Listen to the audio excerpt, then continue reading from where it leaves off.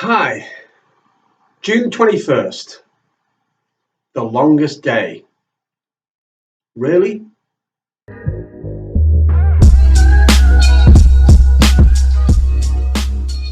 Hi, well, it's the 21st of June, and for a lot of people, they'll be going to Stonehenge, for instance, and dancing round the um, ancient monument, celebrating the fact that it's the summer solstice and it's the longest day.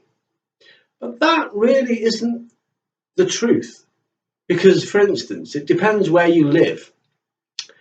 Londoners will wake up this morning and the sun will have risen at approximately 42 minutes past 4 in the morning.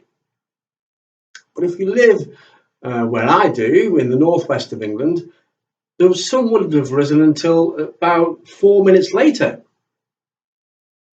And then if you go further up into the north of Scotland, it won't have risen for another half an hour. Again, the sun won't set at exactly the same time in the UK. For instance, in the south of England, it will set a lot earlier than it does in the north.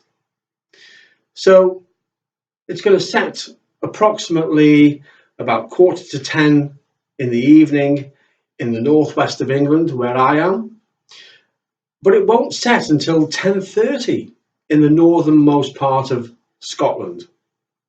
So even in that small space of the United Kingdom, there is a discrepancy in the length of time of the day. And for instance, if you go to the North Pole, well, the daylight would have lasted the complete day. Because in fact, the sun rose last in the North Pole on the 21st of March. And it won't set again until late October this year in 2019. So we have to discrepance what is a day? Well, we normally think of a day as a 24-hour period.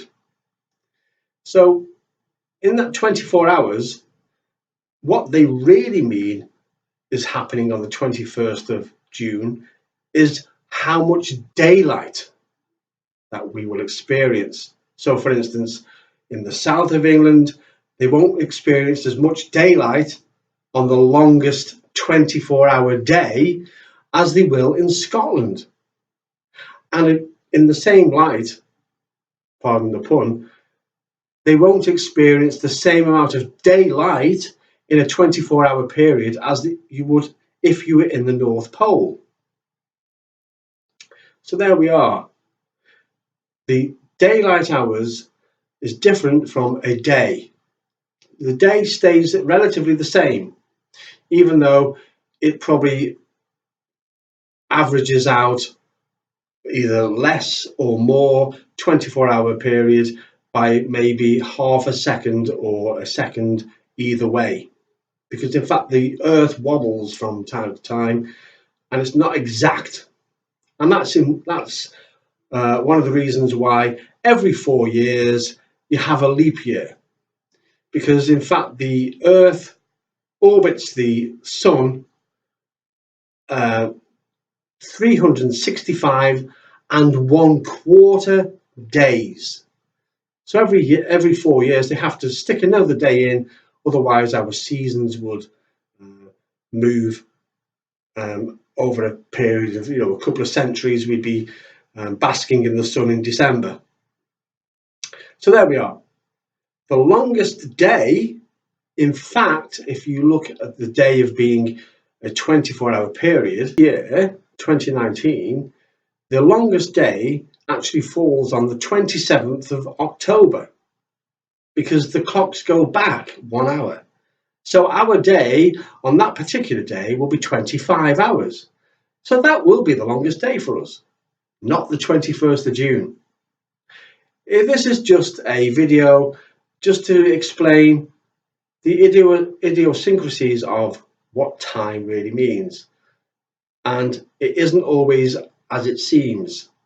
So if you are going to Stonehenge today, or you're celebrating the fact that it's the longest day, you're not really celebrating what the longest day is, you're celebrating what the amount of daylight that you're having or experiencing on that particular day. And that will change wherever you live in the UK. As I said before, Londoners will wake up to sunlight about 4 minutes later than the people in the northwest, where I am, and they will wake up to sunlight about 45 minutes before people wake up to the same type of sunlight in the north and most parts of Scotland.